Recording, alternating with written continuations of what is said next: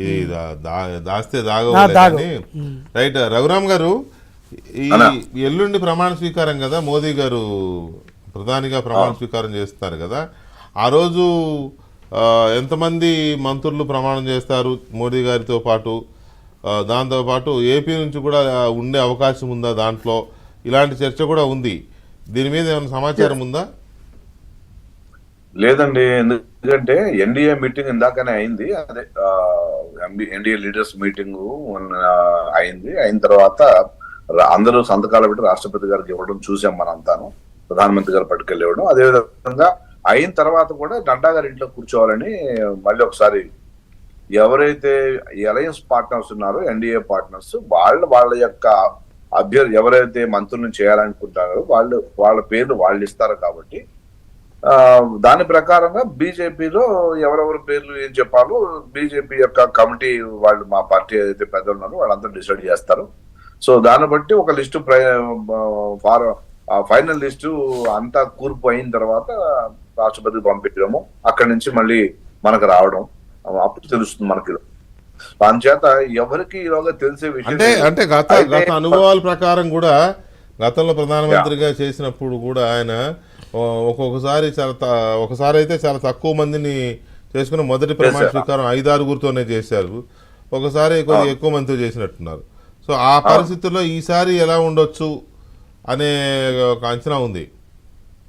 Yes, అయితే first time చేసినప్పుడు ఆయన ఒక ఇది పెట్టుకున్నారు నేము, ఏమనంటే గుజరాత్ లో ఆయన 12 సంవత్సరాలు కంటిన్యూస్ గా ముఖ్యమంత్రిగా ఉన్నారు కాబట్టి అక్కడ మంత్రి మండలి ఆయన నడిపించింది కానీ, అక్కడ మంత్రులను తీసుకున్నది కానీ, పార్టీలో ఎలాంటి వ్యక్తులను తీసుకోవాలి ఏంటి ఆయన ఒక ఐడియా ఉంది ఆయన.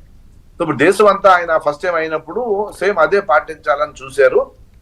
దానిలో భాగంగానే మన సౌత్ కు సంబంధించిన ఒక మంత్రి, ఒక పెద్ద మనిషి ఆయనకి ఖచ్చితంగా ఇవ్వాల్సిన ఉంది, ఆయన పేరు లిస్ట్ లో ఉంది, ఆయనకి ఇస్తానని అనుకున్నారు, ఆయన కూడా ఎక్స్పెక్ట్ చేశారు. అప్పుడు ఆయనకి ఇవ్వలేదు. సరే, అది ఇవ్వకపోతే తర్వాత ఒక వెంటనే ఆయన కలిసినప్పుడు అడిగారు, ఏమని, అరే నిన్ను మర్చిపోయాను, అది మర్చిపోవడం అంటే నేను కొంత లిస్టు తయారు చేసుకుని 40 మందినో ఎంతమంది అనుకున్నాను నేను, సో దానిలో నీది ఇది నెక్స్ట్ 6 నెలలు ఆగు మళ్ళీ నేను తీసుకుంటాను అని చెప్పారు ఆయన. ఫర్ సపోజ్ పెద్ద మనిషి.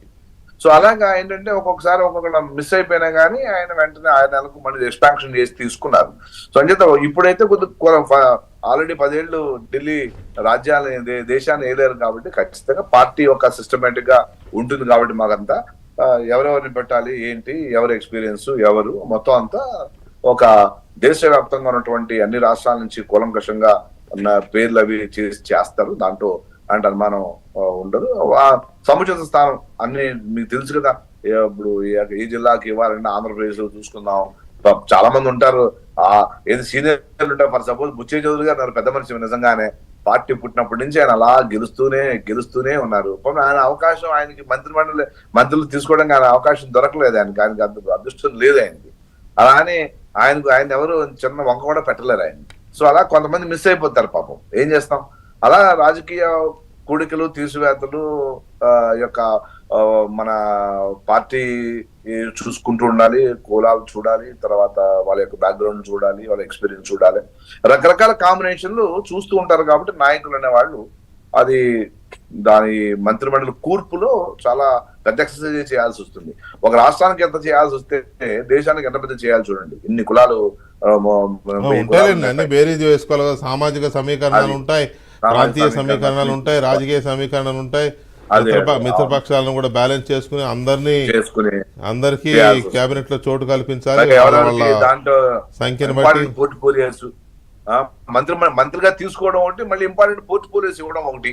అవును, గతంలో చంద్రబాబు గారు ఎప్పుడు కూడా, అంత ముందు వాజ్పేయి గారితో ఉన్నప్పుడు గానీ ఎప్పుడు ఆయనకి చాలా నార్త్ ఇండియా అంతా బాబు గారికి మంచి పేరు ఏంటంటే డిస్టర్బ్ చేయడు. వాజ్పేయి గారు ఉన్నంత సేపు కూడా వాజ్పేయి గారు అట్మోస్ట్ ఇంపార్టెన్స్ ఇచ్చేవారు ఆయనకి. ఎందుకంటే ఎప్పుడు డిస్టర్బ్ చేయలేదు. జయలలిత గారి లాగా బెదిరించి భయపెట్టి, నితీష్ కుమార్ లాగా బెదిరించి భయపెట్టి చేయరు. కాబట్టి ఆయనకు ఆ పేరు ఉంది. నార్త్ ఇండియాలోనే రాజకీయ నాయకులు అందరిలోనే పేరుంది ఆయనకి. ఆ విధంగా సాఫ్ట్ గా ఆయన ఉన్నటువంటి దానిలో ఎంతమందిని ఎవరిని తీసుకోవాలి, గతంలో మరి దళిత స్పీకర్ ని పెట్టినా, బాలయోగ్ గారిని పెట్టినా, ఎర్రనాయుడు గారిని మనకి రూరల్ డెవలప్మెంట్ మినిస్టర్ పెట్టినా, సో ఆయన కూర్పులు ఆయనకుంటే, అలాగే దేశవ్యాప్తంగా బీజేపీకి ఉన్న కూర్పులు ఉంటాయి. తర్వాత మాకు జేడీయూ కొత్తగా వాళ్ళు కూడా 12 మంది ఎంపీలు ఉన్నారు, వాళ్ళని ఇవ్వాలి.